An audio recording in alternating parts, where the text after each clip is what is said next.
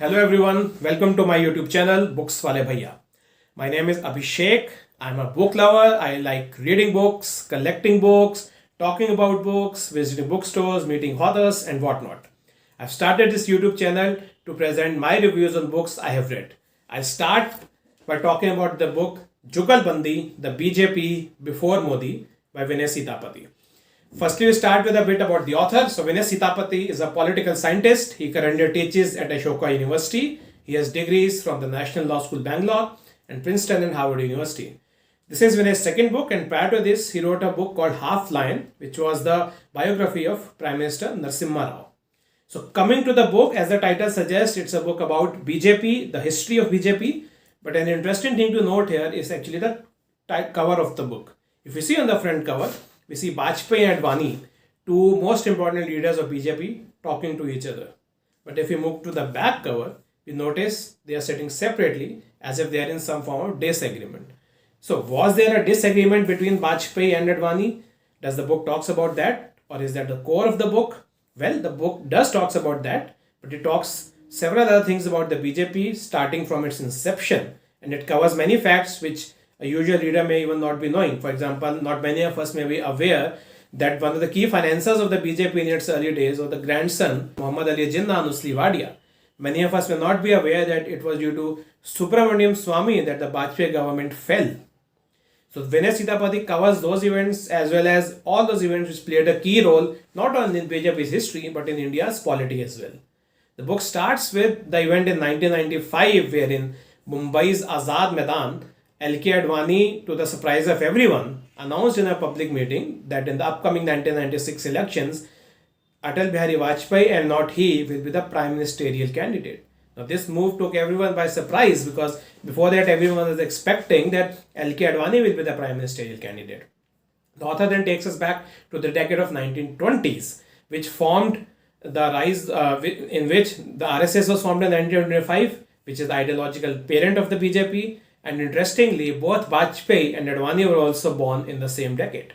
The author then highlights how the separate electorate started by the Britishers to divide Hindu and Muslim marked the rise of Hindu nationalism, which was heralded by the RSS. The author then talks about the partition of India and the consequent formation of Jan Sangh, which is the present day BJP. And the interesting fact to note about Jan Sangh is that it was formed by a former congressman, Shyama Prasad Mukherjee, who quit Congress over differences with Nehru.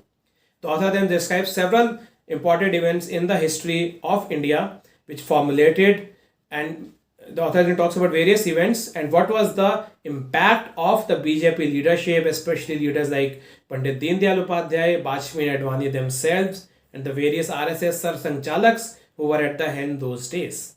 However, the most critical turn, as per Vinay Sitapati, came in 1977 when after the emergency ended, the Congress lost the Lok Sabha elections and the first non-Congress government took charge at the center, which was led by BJP. Though that government did not last its full term, but the Jan Sangh, which then became the BJP in 1980, its rise had begun.